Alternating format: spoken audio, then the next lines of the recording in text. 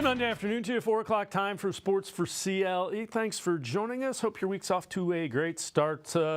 Browns getting together out in Berea, making some of those changes to the offensive staff. Official Kevin Stefanski talked about a lot of the changes on his offensive staff. I'm really proud of the things that we've accomplished the last 4 years, and I just want to address T.C. McCartney, Stump Mitchell, huge parts of that success. We did a lot of really good things over the last 4 years together, and I'm proud of that, and they're big parts of that. Alex Van Pelt, you guys know how I feel about AVP, the person, the coach. Very, very happy for him to be able to run that offense in New England. I know he'll do a great job.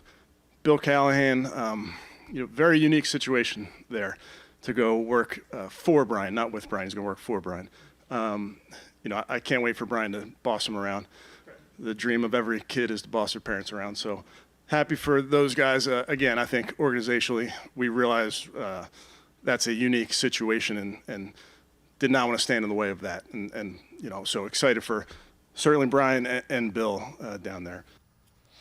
Let's welcome in Scott Petrick, Browns beat reporter for the Plain Dealer, cleveland.com. Scott, we'll get into Ken Dorsey, which is the reason Kevin was addressing that, the new offensive coordinator. It's not uncommon for teams to change up coaching staffs, even when they've had some success. I mean, the Ravens have done it quite a bit. The Chiefs have done it in the last couple of years, other than Steve Spagnuolo's been there a while. But successful teams do end up changing coaching staffs. Yeah, it happens, and there's been so much turnover at coordinator across the league that I don't think that's, I don't think it's indicative of something that's broken, organizational issues that run deep. I just think each coach you have to look at individually. Obviously Callahan is a unique situation. Stump Mitchell, T.C. McCartney's contract was up. The Alex Van Pelt one's interesting, but I do think that the Browns look at this as an opportunity to expand what they do offensively. And they hope that Ken Dorsey can help them do that. And, 4 years, it's not that long in real life, but in football, it can feel like a long time and maybe feel like you get a little stagnant. You have a different type of quarterback with Deshaun Watson, and I think the Browns are doing everything they can to maximize Watson, and that includes bringing in a new coordinator who may be able to maximize Watson's skill set. Talking with Scott Petrick, Browns beat reporter from the Elyria Chronicle, Telegram, BrownsZone.com. All right, Kevin Stefanski talked a little bit about what grabbed his eye with Ken Dorsey. Very early on, Ken was a guy that we identified that could help me, be an integral part of this offense. And Ken and I have known each other a little while. We've kind of come up in this profession together, if you will. Just watching Ken in college, in the pros, having success as a player, having success as a coach. He really fits who we are culturally. He's a family man. His daughters are very important to everything he's doing. He's been in, I think, how many volleyball games this weekend? Yeah, quite a few. So, but a really a smart person who fits us from a culture standpoint. Just has had a ton of success really every stop along the way, and really pleased to add Ken to this group. Play calling, which I know everybody wants to talk about, we'll get there. It's February 5th. What's most important, what I'm looking forward to the most, is putting this offense back together with Ken. So, Scott, the question is, do you think it's going to look different, drastically different? I mean, you've got a lot of different people on the staff, so you would think there are changes, but are they all from the same kind of tree, if you will? Yeah, it'll be interesting. I don't think it's going to be night and day. And, the major reason I say that is Kevin Stefanski's still going to have a big-time role in this, whether or not he calls plays, right? Kevin Stefanski's still going to have his fingerprints all over this offense. I don't expect him to just hand it over to Ken Dorsey and say, this is your baby. I think Stefanski, he grew up on offense. That's what he does. That's what he coaches. He's going to be a big part of that. So, I think we started to see a shift last year before Deshaun Watson got hurt, and different things. We've talked about it a million times, right? Adding more RPOs, more out of the shotgun, more quarterback runs. I think you'll continue to see that. Ken Dorsey's worked with a couple of dual threat quarterbacks, and Cam Newton and Josh Allen. Tommy Reese comes from college. So, there's some of that spread stuff in college. And you had, the Alabama quarterback ran some. So I think you just add all these different new voices and hope that you can settle on, the team's offense. But, when it comes to week one, I don't think it's going to look night and day, but I think you'll see some subtle changes. Yeah, that's fair. All right, so you heard Kevin Stefanski mention not ready to name a play caller. Ken Dorsey was asked about calling plays. Play calling to me is, not as important as winning football games. To me, it's more about, all right, what's the decision that we feel most comfortable about moving forward to help our team win? And I've been, in my career, more interested about, okay, what can I do to help this team win, more so than anything else. And that's the only thing that matters to me. So whether Kevin's calling it, I'm calling it, that's, to me, the most important thing is us as a team. So now, if Kevin's calling, what can I do? I could do my job to as high of an ability as humanly possible. I could get Deshaun ready to play each and every week. I can get our room ready to play each and every week because we got a great room, and I'm sure we'll add to that. And then I could help develop a game plan that's going to help us be multiple, attack a defense in different ways, be aggressive, and be elite in what we do. So, Scott, we don't have a clear answer who's calling plays. The one thing, every time I hear somebody say multiple, be it on offense or defense, I cringe because to me, being multiple means you don't do anything well enough to have an identity. So that's just a personal thing. Right. I know what he's saying, right? You can't just say we're going to throw it 50 times. You can't say we're going to run it 40 times. There has to be the ability to attack each defense a different way. So, I get that philosophy. He stressed multiple times that we're a long way from figuring out exactly how that offense is going to look. And he said even from week one, you might not know, right? It evolves depending on what the roster looks like, depending on personnel, how much you wind up using 2 tight ends or 3 tight ends or, going 3 wides, whatever. That kind of develops when you get your roster set, as you get through training camp, as you get into the regular season. The play calling thing, is still fascinating. My gut is that if Dorsey were going to call the plays, they would have announced that today. Maybe that was something they discussed in the hiring process. And, hey, I'm not taking this job unless I'm calling plays, and therefore, why not announce it? The fact that they didn't makes me think Kevin Stefanski will keep calling the plays, but I don't know that. And that's just my, kind of instinct. Maybe it's as simple as they've only been working together for a week. They want to see how it goes. They want to see how the offense comes together, how the staff comes together, and see if Stefanski's comfortable handing that off. So it'll be interesting to watch. All we know is Stefanski's a play caller, right? So, which is why it's hard for me to envision somebody else calling the plays. Yeah, and again, I think you hit it on the head there. I think they're probably trying to see how it all fits together before they come out and say, Kevin's calling plays or I'm calling plays. This is interesting as well. This is from Browns Wire. 5 Bills free agents who could follow Ken Dorsey to the Browns.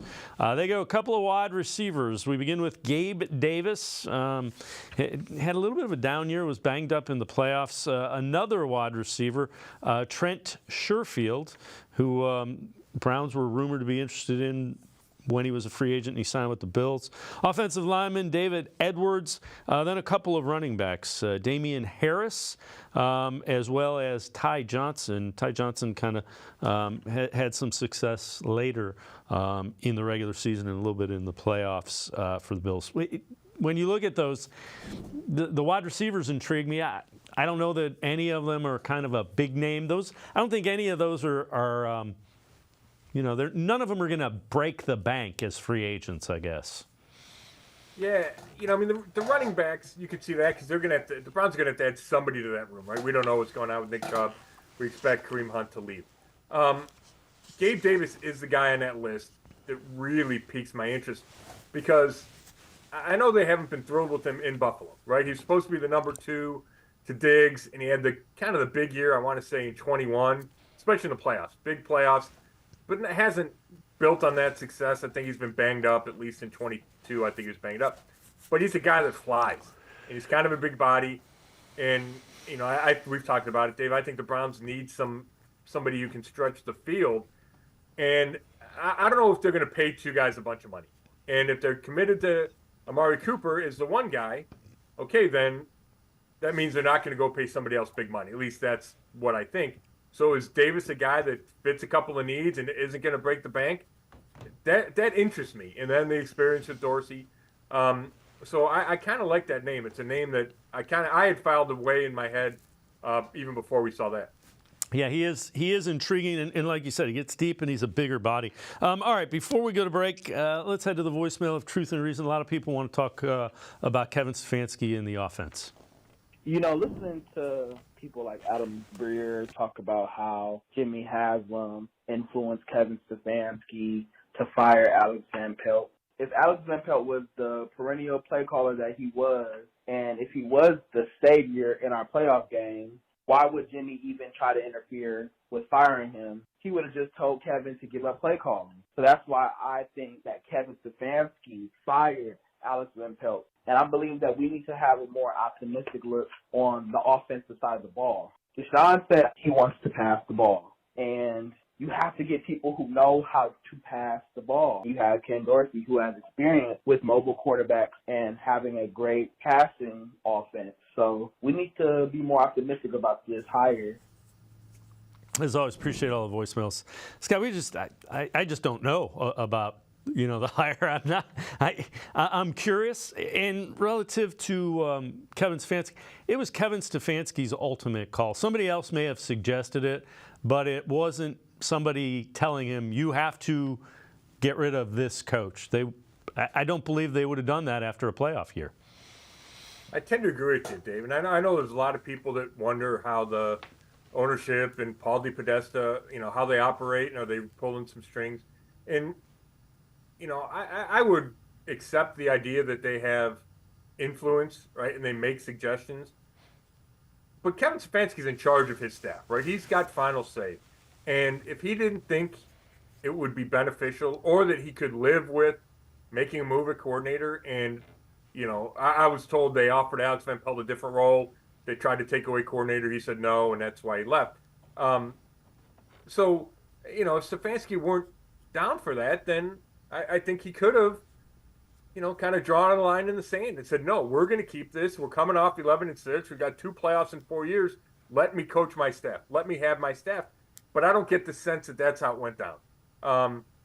So, and again, I don't even think it's an indictment on AVP, right? People loved him. Kevin Stefanski just talked about how he loved him. I know the players loved him. I think they're just looking to take that next step and to switch things up enough and to add new voices, add new wrinkles that help Deshaun Watson succeed, right? And that's what it's all about, is maximizing Deshaun Watson. And there's probably a sense, whether it came from Stefanski or above him, that was not being done with the current staff. Yeah, and if it was from above him, they have the right to tell him that, and then he can make the decision. And that's kind of, I think that's kind of the way you agree. That's the way I think it kind of went down. Hey, we're not quite doing what we need to do. Yeah, they certainly have the right to suggest things. Now, I don't think it's ownership's. I don't think it's best for ownership. And Paul DePodesta's title's so vague. I mean, it's chief strategy officer, right? But is he best qualified to pick Kevin Stefanski's staff? I don't know that. I like the idea of Stefanski picking his staff. But if it's input from everybody, I have no problem with that. And I don't think Stefanski does either. I think he came into this situation knowing it was a collaboration between him, Andrew Berry, and Paul DePodesta. Scott Petrak, Browns beat reporter from the Elyria Chronicle Telegram, as well as BrownsZone.com. Now I'm going to step aside, take a quick time out. Back to the voicemail of Truth and Reason when we return.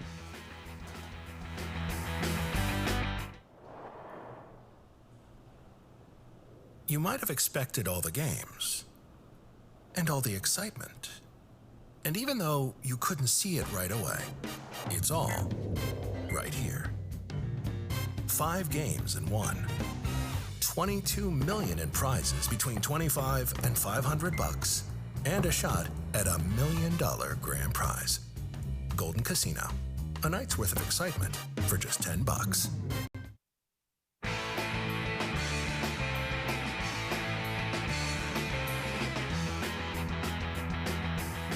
We continue talking Browns with Scott Petrak, Browns beat reporter for the Elyria Chronicle Telegram, also brownzone.com.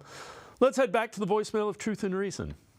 Hey guys, Dan in Maryland here. I was thinking in terms of bargain basement free agents potentially help the Browns. I was wondering what you think of the possibility of maybe trying to bring back DPJ. I'm not saying he's our savior or he's the be-all end-all, but he's a solid receiver. We've seen what he can do. He left the team on good terms. We know he can be productive. I think the fact that he had a down year in 2023 could work to our advantage because this time last year we were worried that he was going to price himself out of the Browns. Now I think he's going to be available on a 1-year prove-it deal at a fairly low rate, if not even the veteran league minimum. We have to be realistic. This team's going to need some bargain basement guys to help. Given our salary cap issues, we're not going to get T. Higgins. We're not going to get Mike Evans. Let's accept reality. I know Andrew Berry's the master of creating cap space, but just all the various big contracts we have, Deshaun Watson, Myles Garrett, David Njoku, Denzel Ward. There's only so much money to go around. So I think we need to be realistic. And again, I think DPJ is a guy who could probably help this team for a very reasonable price. As always, appreciate all of the voicemails. Scott, anytime Andrew Berry's been asked about the salary cap, he said they'll be able to do what they want to do. So I'll take him at his word. I'm not sure. And again, I'm not against Donovan Peoples-Jones. I don't know that he'd want to. Would you want to come back to a place that traded you? I don't know. It's interesting. I think it depends on the person, right? Ego-wise, are you willing to accept that? How did it end? They sent him home, but he didn't really have an impact in Detroit. He couldn't establish a role there on offense, which is tough to do, right? We talk about trades in the NFL.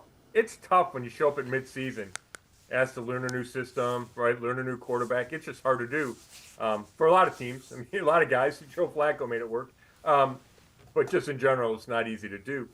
I think that idea is interesting. Peoples-Jones did not have any real impact with the Browns before the trade this year. So I don't know if that leaves the Browns thinking, hey, he's not a fit for what they're trying to do. But we know he's reliable. He catches the ball. He's good contested catches. He gives you some punt return ability, sure-handed back there. So, it's interesting to add him to the pile. I don't think you can guarantee him anything. He'd be competing for reps. Maybe he could get a better opportunity somewhere else in his mind. But the overall receiver thing is interesting, Dave. And you talk about, yes, they can create space, but they do have some restraints, right? Like they can't spend top dollar at every position. They can't do that. The salary cap doesn't allow it. And I don't think the Browns want to pay 2 receivers big money. Having said that, if they just keep Amari Cooper for the last year, this year, right, 2024, on the last year of his deal, maybe that's a workaround in their mind, right? They can go get somebody else, big money, knowing Cooper comes off the books after 2024. I'm kind of torn there. If they can, in fact, or if they will, in fact, go out and get a guy like T. Higgins, I wouldn't rule it out right now like the caller did. Yeah, the other thing is they could end up adding a couple of years onto him, to get that number down and bring some. Might not be a T. Higgins, but it might be that next level as well. Cooper's not showing any signs of letting up, so I don't know. I get, the 30-year-old wide receiver, but he's productive. No, he's really good. And he's a locker room guy you like, right? He's the quiet, shows up every day, works hard, wants to be on the field, plays through injuries. So you want to keep him. And he played like a number 1 this year. But, right, he's going to be 30. He's had injuries the last couple of years. At the end of the season, he's fought through the core muscle injury in 2022 and then the heel at the end of this year. So there's signs there, right? I don't think you want to sign him for a bunch of years and then be tied down with him. So that's why I think it's kind of an interesting situation, how they'll handle it. Do they go with another established guy? Or do they go young and say, hey, we're going to draft a guy in the 2nd round and add him to the mix, right? And sign a kind of a lower level free agent. I think they have a lot of decisions to make at that spot. All right, this from NFL.com. One off-season move for each AFC team in 2024 for the Browns. Find a field-stretching number 2 wide receiver, position that Cleveland could wait until April to address this element. Browns' lack of projected cap space will make it challenging to add a big-money receiver in free agency, but it's not impossible. They could also go after a free agent like Gabe Davis or Marquise Brown. Scott, I'm curious as to your reaction. I keep seeing Marquise Brown, and I know he hasn't had a couple of good years. Been with the Cardinals. He's been kind of. He's a guy that scares me as a free agent. He's not consistent. He hasn't been consistent enough. And if you're going to go and spend money on a vet, you need somebody that you know can produce. Yeah, I find him intriguing because we know he flies, right?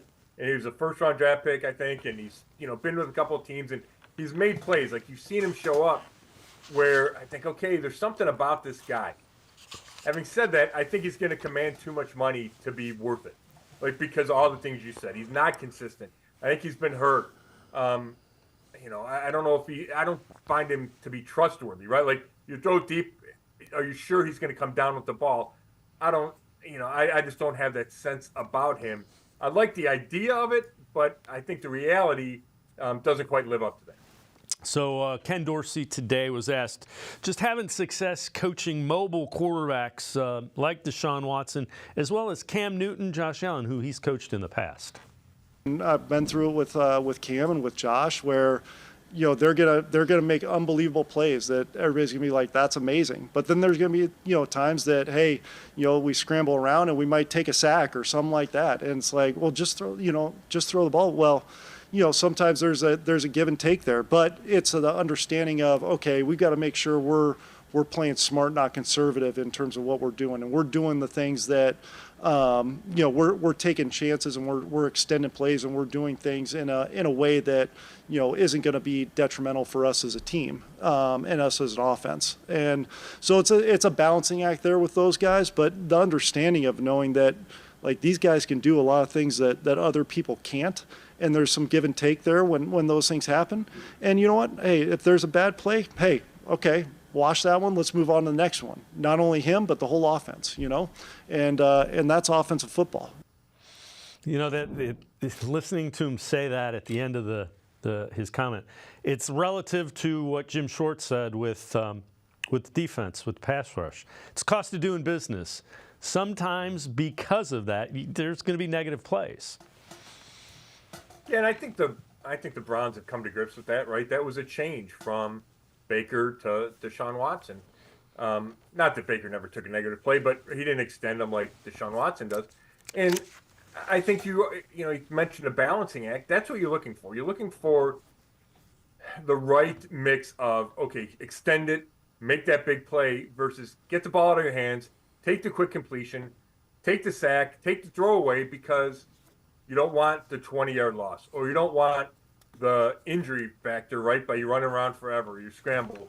All those things you have to take into consideration. So there is a balance there, and the best guys, right, they know what they're doing. Lamar Jackson knows when to tuck it, when to throw. He knows how to get out of bounds or slide or avoid a hit. Right? I think that's the key. You just have to make a bunch of good decisions over and over and over at that position. Now, a good decision can be scrambling and it doesn't work out and it turns into a sack. That doesn't mean it's not a good decision. But every play, or as many plays as possible, you have to find the right yes or no for all those options that you have with a quarterback that can run versus a quarterback that can only stand in the pocket. The thing that we heard Ken Dorsey say, smart, not conservative, and I've been told by the Buffalo people that's kind of his mantra. So I'm sure we'll be hearing that quite a bit. I know you wrote a big article that had a bunch of 2023 in review, a bunch of top plays. Let's go through the top 5 players that you had in 2023. Myles Garrett, Amari Cooper, David Njoku, Dustin Hopkins, and Joe Flacco, and it's hard to argue with that. Scott, when you look at it, there's so many other guys that it kind of lets you know just how good this roster is as well. Yeah, and guys who played well. I mean, you could have put JOK on that list, right? There's other guys you could have easily put on there. But I thought each of those guys took a huge step this year. In a case like David Njoku, I thought he took a giant step. Dustin Hopkins could have been in that role or in the discussion for team MVP before his injury. And then if you rule out just how dominant Myles Garrett was, I think, throughout the season. And then you have Amari Cooper. We talked about him, but career high years. I mean, career high year for him. Receptions, yards. He just played really well. So, and you're right, that we didn't even talk about other guys. So, for me, it wasn't the easiest, narrowing it down to those 5. Flacco, I thought, deserved to be on that list because of the impact he had late, even though it was such a small sample size. We can argue whether or not they get to the playoffs without him, but he certainly changed how the team viewed itself when he took over. So I thought just that in itself earned him a spot on that top 5. Scott Petrak, Browns beat reporter for the Elyria Chronicle Telegram, BrownZone.com, and I are going to step aside, take another timeout. Other side of the break, we'll continue talking Browns sports for CLE. Be right back. Come back to go forward. Back to learning new things. Back to pursuing your dreams. Tri-C has flexible learning options to fit your life. And every year, more than 1,000 local companies provide Tri-C students with real-world learning. The right education can boost your lifetime earning power by hundreds of thousands of dollars. Start now with a college education you can afford. Tri-C, where futures begin.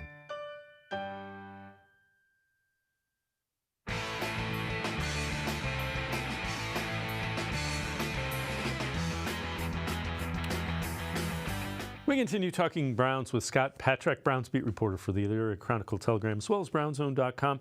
This one from the QB Unplugged podcast. Deshaun Watson decided this would be a good opportunity to try to pick former Steelers cornerback Ryan Clark's brains on the AFC North. I want this advice. If you had any advice to give me, what's the keys to winning the AFC North?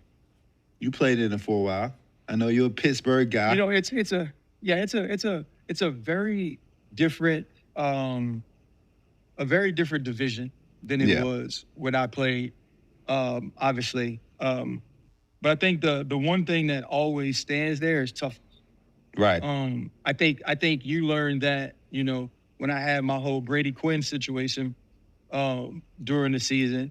I think But I think you learn that, right? Like, if you don't fight through injury that game and play it to the fourth and play well, you don't win.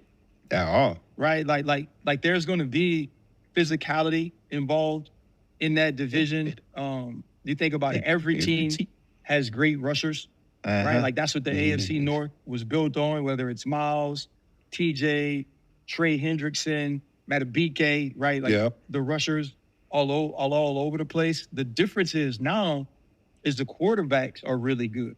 Right. I think that's why you struggle if you're Pittsburgh, because, you have to, like, you go draft Kenny. Kenny has to play at a higher level because you're going to play Lamar, Joe, and Deshaun twice a year. Scott, it's kind of interesting, just the interaction between Deshaun and a former cornerback. Yeah, and Deshaun looking for, what it takes, right? He's searching for some answers. He hasn't been on the field long enough to say, how he is inside the division. Obviously, this year he lost at Pittsburgh, didn't play Baltimore the first time, and then goes into Baltimore and wins, right? He beat Cincinnati week 1. So he's had mixed results inside the division. That Baltimore win was a huge win. But for the Browns to get where they want to go, right, we've talked about it, they need to win the division, right? It makes things so much easier. You get the home playoff game. Maybe you get a bye. The road to the Super Bowl could be shorter, certainly easier than getting a wild card, and you got to go on the road week 1. So the Browns haven't done that. They haven't won the AFC North since it started in 2002, and that's what they need to change. And that starts by having a big-time record in the division, right? 4-2, 5-1, and that's hard to do, right? They had a chance to go 4-2 this year. They, lost the finale, didn't play anybody in Cincinnati, but that was a good step. And now can they take the next step? And can Watson, game in, game out, compete at a high level against really good defense? And he's had, mixed results. Again, from the 2023 In Review article that you did, these are the 5 players that were most disappointing, that struggled the most for the Browns this year. So Marquise Goodwin, Juan Thornhill, James Hudson, Jordan Atkins, and Siaka Ika. And a lot of those are I'm assuming, injury related, Scott. Yeah, it's a combination, right? Like, I think it's guys you had higher expectations for. And Marquise Goodwin dealt with the blood clots, then he had the concussion. So it's not all on him. But when he was out there, and it's not all Marquise Goodwin's fault. Like, I thought Watson had a hard time getting the ball early. And then, later, I don't know if they had so many quarterbacks. I think it was Flacco. There was a big play in one game where you finally said, okay, this is what Marquise Goodwin can do. But it was just too sporadic. So I don't blame it all on him. But, part of it is, did he earn enough playing time? Did he maximize his playing time? And I would say no. Juan Thornhill was, he was in and out of the lineup with that calf injury. And I'm sure that's the number one reason he didn't live up to that contract. But he got a big contract, right? He was a big free agent, 3 years, $21 million. And he didn't have the impact I'm sure the Browns hoped he would, even when he was on the field, right? He played double-digit games, and he just didn't have that impact. And I'm sure the calf was a factor, but that doesn't absolve him from everything, right? Akins, didn't play a ton, but didn't have big numbers. Ika was behind a bunch of veterans and wasn't active until late in the season, right? So, again, there's reasons for all these, but on a good roster, on a team that succeeded, I think those are the type of players you're looking for. Going, well, could they upgrade them, or could they expect a lot more from them, in 2024? Again, Ken Dorsey was asked in his introductory press conference about Deshaun Watson's comment, which we had on the show a few weeks ago, that he's not 100% comfortable with the idea of those first 15 scripted plays. There's some things that are non-negotiables, where it's like, look, this is the way we're doing it, and I understand, like, if there might be some pushback, but this will help us at the end of the day. This will help us win football games. And then there's some things that you communicate with them, and there's some, there's hey, what are you comfortable with? Where are you at with this? Because there's the factor, yes, with if he feels comfortable with it, but then there's also a whole offense you got to consider with that stuff as well. So there's some things that we'll go through and say, hey, if you're not comfortable with it, we won't do it that way. Or there's some things that, hey, look, this will help us be better on offense. We will do it this way. But there's conversations to be had with, in that regard down the line. In terms of that, we're not quite there yet. And Scott, I don't think it's that big of a deal. They'll figure something out that makes him feel, it might be as simple as, if we see this look, you can go to this. Yeah, I think this is a fascinating topic. In Dorsey's right. You need to rely on your quarterback, right? You need to make him comfortable. You need to talk to him. And it's different than other positions, right? I mean, you don't play all man just because your corners like to play man, because there's 10 other guys out there. You can't just run it around a certain guy. You can't have Miles do whatever he wants because he's part of a defense. Now, you listen to them, but there's bigger issues. In quarterback, that scale shifts significantly, right? Because he's so important. He's running the show. He's got the ball in his hands, makes a million decisions. So I understand that. But I also agree with Dorsey saying some things are non-negotiable, and there's things that they believe in. And whether or not that's a script, he didn't get specific about that, but just things that we do as a team, right? What I don't understand, and I'm really looking forward to talking to Watson about this, is I don't know why he doesn't like the script. To me, every team has a script. All it means is you practice these plays all week, and you really like them, and that's how you think you're going to start the game when it's there's no score, you're not trailing, there's no time to worry about, there's no timeouts. You just run these plays. Everybody on the team practices them. Everybody on offense practices them. You should be more comfortable. So I don't quite understand why he is pushing back on that so much when it feels like something everybody should be able to embrace. Yeah, I think what he said is that they defend him differently because, and it was in reference to Cam Newton, because they do things off script. So yeah, it will be interesting to see. I'm sure at some point he'll address it. Scott Petrick, Browns beat reporter for the Elyria Chronicle Telegram, BrownsZone.com, and I'm going to take one more time out. We'll head back to the voicemail of Truth and Reason, and we'll hear from Micah Parsons. Cleveland is Cleveland. Sports4CLE, be right back. The Ohio Lottery Partners in Education program is dedicated to recognizing exceptional students, teachers, and schools throughout Ohio.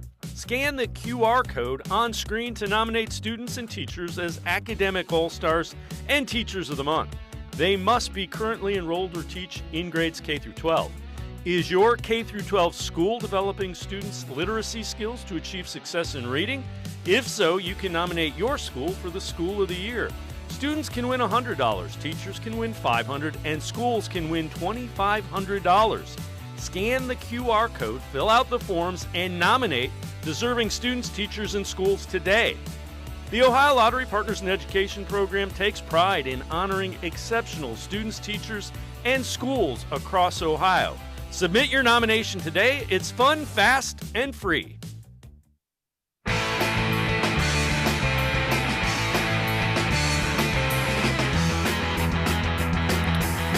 We continue talking Browns with Scott Petrick, Browns beat reporter for the Elyria Chronicle Telegram, as well as BrownsZone.com. Let's head back to the voicemail of Truth and Reason. I got to be honest with you, Dave. 2024, I'm not looking forward to these next two seasons at all. Stefanski's offense showed it had big play capabilities and putting up points towards the end of the season. And we want to go a vertical spread offense with a quarterback that has a 49-mile-an-hour arm. And we saw that his deep ball flutters. Watson does not have the arm to cut the Cleveland wind, and I love Stefanski, love Barry, but I got to be honest with you. If I'm those two guys right now, both of them I resign, because this is setting up to be a disaster for both those guys. A spread offense on Lake Erie with a noodle arm quarterback, that's not going to work. You guys take care. God bless. I wish things would change, but it's looking really bad. Looks like they're going to blow it up again after next year. So I always appreciate all the voicemails. Scott, that was a Monday voicemail. So I think Watson's arm is pretty strong. I don't think it's noodle arm. Spread offense, I don't know that that's I think that's part of the problem. They're trying to figure out how to fit an offense to Deshaun Watson's skill set. And he's a talented quarterback.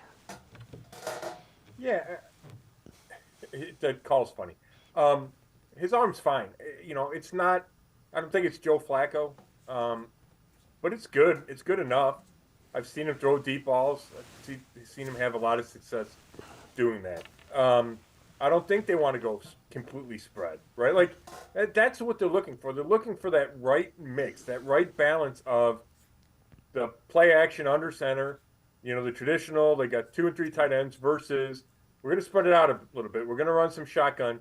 Some quarterback runs, some zone reads, some RPOs, right? Like, they're trying to find that balance of what they want to do, but I don't think they're going to get to the spread offense that the guy's worried about, right? That they throw it 70 times a game, and when it snows, that they have no alternatives. Like, that doesn't feel like something this organization, this coaching staff, Kevin Stefanski, would be comfortable doing. So I don't think that's the worry. I think if you're going to worry about something, it's just finding that right mix that allows Watson to be as good as he could be. And we talked a lot about Dorsey today. To me, that was the one message that stuck with me is his goal is to get Deshaun Watson back to that elite player, the premier player. Those are 2 words Dorsey used, I think, that he was in Houston, right? And that's the whole goal of the Browns, is to get him back to playing like he did in 2020, and they believe they can do that.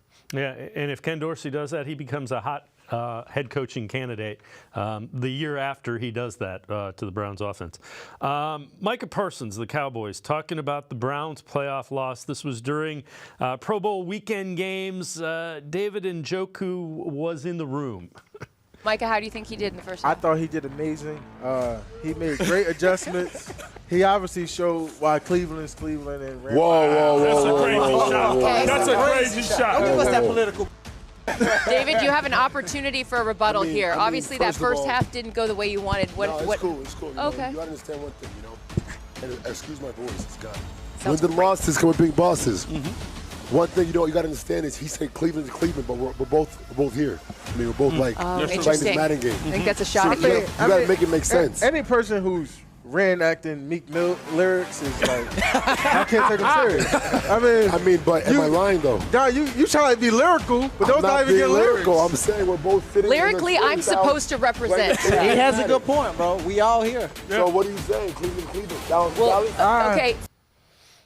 Yeah, Scott. So the Cowboys haven't exactly been world beaters living up to expectations since 1995. 4-11 in the playoffs. So I guess the Cowboys are the Cowboys. They're just lucky they had Jimmy Johnson for a couple of years. Yeah, this is one of those off-season things that I just can't get that worked up about. But I think people appreciate David Njoku sticking up. Like he did look offended by that, which I'm sure fans appreciate. You know, if it's a playoff record thing, then Dallas doesn't have any room to talk. No, they've been like the front runners to make the Super Bowl, and they've been, as David Njoku said, we're both sitting right here. So, all right. Let's get back to your 2023 in review. You had an off-season to-do list for the Browns. We'll run through them. Staffing issues, free agents to bring back, getting help for Deshaun Watson, backup quarterback, and get ready. So take us through that and kind of what you were thinking with that. Yeah, I mean, we saw some of the staff has been settled, but the Browns still need an offensive line coach, right? They still need to figure out how Ken Dorsey's going to fit, whether it's a play call or just in general. We talked about it a million times. Just how everybody's going to mesh. They have so many free agents. I don't know, it's 24 guys eligible for free agency. Not, a lot of those guys, it doesn't matter if they leave, but some it does, right? Do you re-sign the punter, Corey Horquez, or do you let him go and go cheaper there? I think they need to bring back one or two of the defensive tackles because Jordan Elliott, Maurice Hurst II, and Shelby Harris are all free agents. And linebacker, Anthony Walker Jr. and Sione Takitaki are free agents. I think they'd be best served by bringing one of those guys back. So there's certain free agents that they have, I think they'd be better off bringing back. We talked about it a million times. Not only do you have to get Deshaun Watson the right system, right, and the right play calls, you have to get as much talent around him as possible, right? If the primary goal, and it's not just about Deshaun Watson, it's how does this team go where it wants to go? And I think the way that you do that is by Watson playing it as high level as possible, right? That gives you the best chance to go to the Super Bowl. Gives you the best chance to beat Patrick Mahomes and Lamar Jackson and Josh Allen. So it's not only the system, it's getting him better talent at receiver, better talent behind Njoku at tight end, maybe adding a running back, making sure your tackle situation is stable. I think all those things are really of the utmost importance. You need to get everybody healthy, starting with Deshaun Watson. So I think that's where you start with this offseason to-do list. And the other thing, as you go through the offensive upgrades that you're looking for, they did that on the defensive side of the ball, particularly on the line and with the safeties a year ago. So if you can infuse that kind of talent on the offensive side through the draft and free agency, you might have something. Yeah, and they tried at receiver last year, right? They traded for Elijah Moore. They went and signed Marcus Goodwin. They drafted Cedric Tillman. So it's not like they ignored it. They signed Jordan Akins. But I just think some of those guys didn't have the impact that they expected. And part of that is Deshaun Watson got hurt early, right? So that affects everyone across that offense. But I do feel like they need an infusion of talent. You're right. You lose Nick Chubb. I mean, that was such a huge loss. Week 2, they survived without him. But I think they want to add to that room. So, it's just figuring it out year in, year out. But you're right. You look at that defense, and you can tell the impact one offseason can have. Scott Petrak, Browns beat reporter for the Elyria Chronicle Telegram. As always, appreciate the time and the insight. Thanks very much, Scott. Thanks, Dave. Scott Petrak, make sure you check him out. Brownzone.com on the internet. He is the Browns beat reporter for the Elyria Chronicle Telegram. We're going to step aside, take a quick time out. Tyler Johnson on the other side of the break. We continue talking Browns. Stay with us. Come back to go forward. Back to learning new things. Back to pursuing your dreams. Tri-C has flexible learning options to fit your life. And every year, more than 1,000 local companies provide Tri-C students with real-world learning. The right education can boost your lifetime earning power by hundreds of thousands of dollars. Start now with a college education you can afford. Tri-C, where futures begin.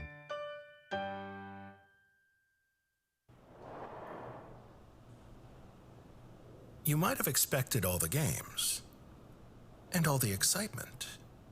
And even though you couldn't see it right away, it's all right here. 5 games in one. 22 million in prizes between $25 and $500 and a shot at $1 million grand prize. Golden Casino, a night's worth of excitement for just $10. I am powerful beyond my wildest imagination. I will define my future. I will keep challenging myself to improve. Because I am a future leader of this great nation. I will be responsible for raising a beautiful family. And educating not only my generation, but many more to come. I will make a difference in my community. And I will stand up for what I believe in. I will not settle for simply chasing my dreams, I will achieve them. Because I was given a chance. An opportunity. A home. At Family, Career, and Community Leaders of America. The ultimate leadership experience. FCCLA has been one of the greatest experiences of my life. It's made me who I am today. Join us. We'll build a new future together.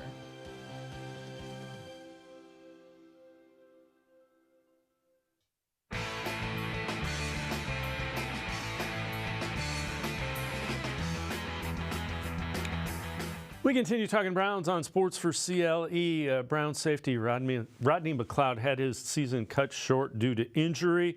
He was on NFL Network's Good Morning Football talking about the 2023 season for the Browns. You weren't able to play during that final stretch, but you were certainly along for the ride and in a first-row seat on what was a magical run to the playoffs.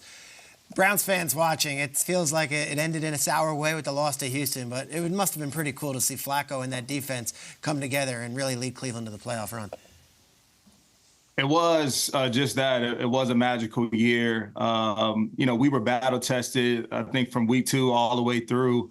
But I think our identity last year was perseverance, and that was demonstrated by countless individuals of our team. We're calling guys off the street like Joe Flacco, who was somewhere on his couch playing backyard football with his kids, and now he's throwing for 300 yards and led us to the playoffs. But that just was a testament to, the leaders on the team, the coaching staff, and the culture that we formed there this season. And it was unfortunate that things ended as early as they did, but I think there's a lot to build upon and a lot for us to celebrate despite, not ending up, in Vegas this upcoming weekend. Let's welcome in Tyler Johnson, Faithful Dogs podcast, as well as Network 216. Tyler, it's going to be interesting to see, do they bring back a guy like Rodney McLeod for another year? Yeah, Dave, it is going to be interesting there. Personally, I would love to bring back Rodney McLeod. I think he brings a lot of leadership to the defensive side of the ball. He obviously has the chemistry with Jim Schwartz. He is going to be on the older side, and coming off a pretty severe injury. So I think there's a good chance they would be able to bring him back if there is mutual interest in a reunion there, because I think he could end up being pretty cheap. And the other thing, too, Rodney McLeod didn't sign until much later in free agency. So I think what could happen is the Browns just kind of wait things out, see if he ends up just waiting out in free agency, if someone signs him early. But also keep in mind, Dave, Ronnie Hickman, undrafted free agent, didn't play well against the Texans in the playoff game, but let's be honest, the majority of the defense did not outside of JOK. Ronnie Hickman really stepped up last year as an undrafted free agent. They still have DeAnthony Bell, who I know they like. So I think it's just going to come down to if Rodney McLeod is willing to take maybe a little bit less money to come back to Cleveland. And at his age and the opportunity to chase a potential Super Bowl, I think he would do that. Yeah, it'll be interesting to see. All right, let's turn our attention to the wide receiver position. I know you've done a free agent profile, T. Higgins, on Network 216. Take us through that. Mm-hmm. So when it comes to T. Higgins, I start off my video and I'm pretty honest about it. It's going to come down to if he hits the open market, which is the biggest question. I mean, do the Bengals franchise tag him like they did with Jesse Bates and then lose him in 2025 to free agency? I think that could happen. Or do they tag and trade him? That's another option. But Dave, if T. Higgins hits free agency, I think he is the number one target for the Browns, because you're talking a wide receiver one hitting the market. He's only going to be 25 years old. You have your potential replacement for Amari Cooper, because let's keep in mind, Amari Cooper's 30 years old. So more than likely, they're just going to play out the end of his contract. If they extended him, maybe they add a year and then just to push that cap hit back. But either way, I mean, Amari Cooper is going to be over 30. You have an opportunity to add a guy like T. Higgins, who has produced in Cincinnati. This past year, he was injured, but he still had 42 receptions, 656 yards, 5 touchdowns. Before that, though, he had multiple years in a row of over 1,000 yards receiving, and that's being a number 2 option to Jamar Chase. 6'4", 219 pounds. It's exactly what you want as a number 1 wide receiver. He's very productive. He has missed games due to injury, but I mean, so is Amari Cooper, so have other wide receivers. If he hits the market, it's a no-brainer for the Browns. I know people are talking about cap space, and it's a big topic. They're going to restructure Deshaun Watson, probably Myles Garrett, or even extend Garrett, push that cap hit back. They're going to have cap space.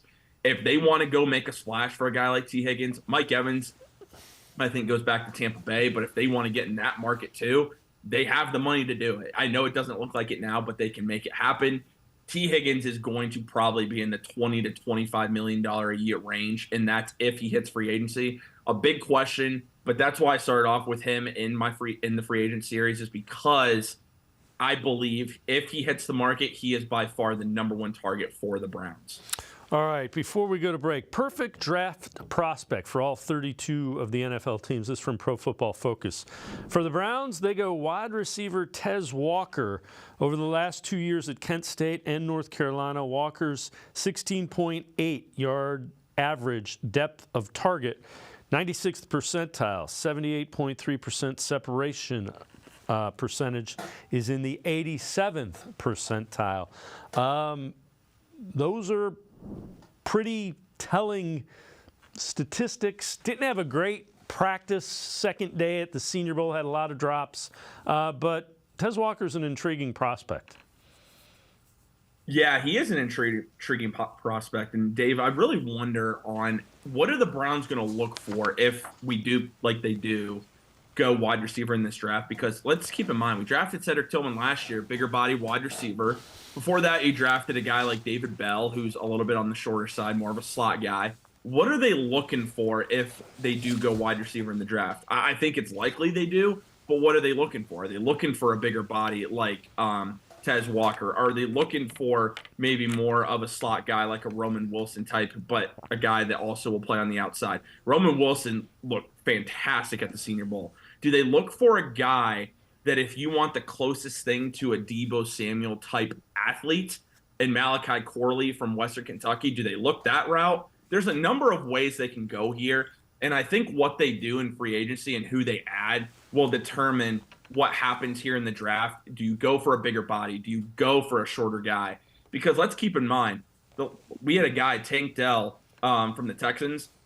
Some of these little guys are changing the way teams look at wide receivers. So are the Browns going to go a little bit smaller there and go for speed? We'll see, but I wouldn't be upset with Tez Walker. I also think, though, that Senior Bowl, just how he performed the week of the Senior Bowl, might scare some teams off a little bit. So if he's there for the right value, I could see the Browns taking him, especially with the potential that he possesses. Tyler Johnson from the Faithful Dogs Podcast Network, 216 and I. Going to step aside, take a quick time out. Other side of the break, we'll hear from Ken Dorsey. Look at some low-risk, high-reward free agents the Browns might be after. Sports4CLE, be right back. Stay with us.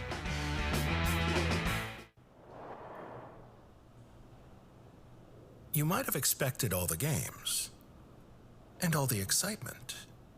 And even though you couldn't see it right away, it's all right here.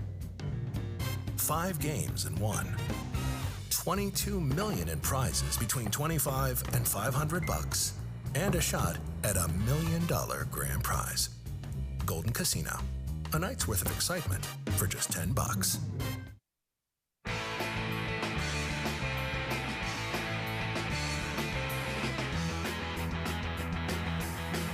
We continue talking Browns with Tyler Johnson from the Faithful Dogs podcast, as well as Network 216. Browns' new offensive coordinator, Ken Dorsey, talked about what the Browns' offense might look like next year.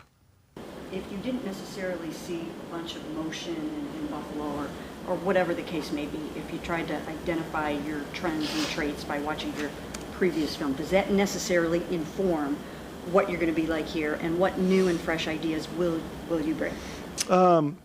Yeah, I think when you go back and watch some of the previous film, especially as the season went on, I think that there's definitely going to be some things, that we'll do, but then there's going to be definitely some things that, yes, we would be doing differently.